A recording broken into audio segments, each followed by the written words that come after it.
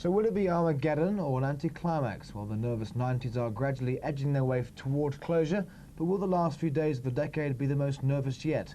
What should we expect from the millennium, and are British companies ready? Well, joining me now is someone who's been at the forefront of the battle to swat the bug before it becomes a menace.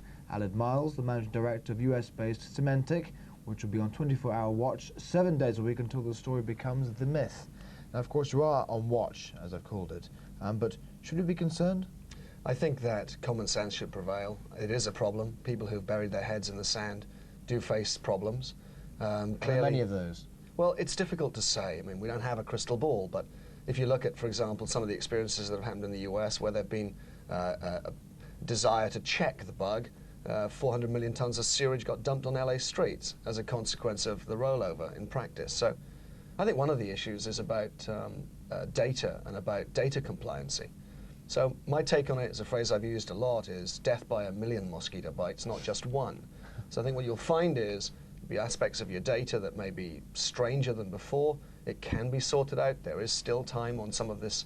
What kind of aspects? Well, for example, in Excel, there is a problem which if you're using one version of Excel and I'm using another, one version of the software reads the date as a 1900 base date and the other as a 2000 base date. Now, if you're in the financial world, in terms of, for example, accountancy, where you're sharing information back and forth with the clients, then there's a data compliancy issue in there. And it's been one of those issues that's not really hit the forefront yet. Have you had a last-minute rush by clients, companies, to sort of, please help?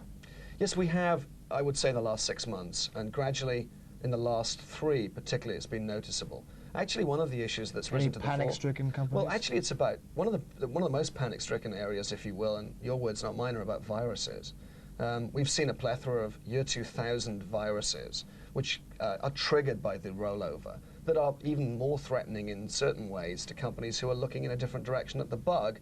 They don't want to get infected by a virus. We've seen a lot of companies change their virus strategy to a more automated response. On that note, what about security, really? I mean, how confident are you that these viruses that you talk of won't be activated come January the 1st? Well, these viruses we already know will be activated come January the 1st. Some of them have worse payloads than others.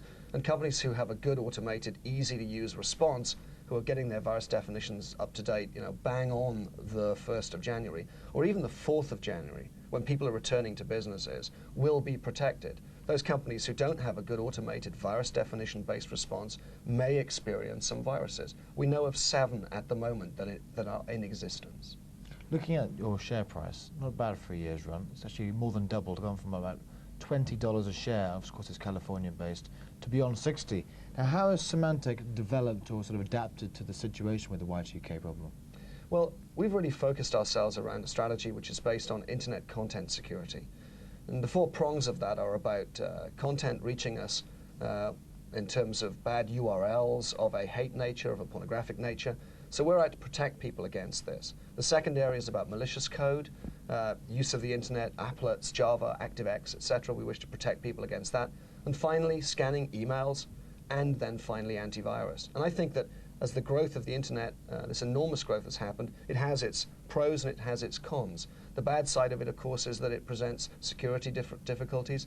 So companies need protection from companies like Symantec to provide adequate solutions. Some say this will go on until perhaps 6 months into the new year. Well, the year 2000 problem isn't going to suddenly stop if the world is okay on January the 1st. I mean, there will still be niggly problems that companies will experience. As I said, a death by a million mosquito bites. There'll be things that they'll notice within software that may be a little bit different.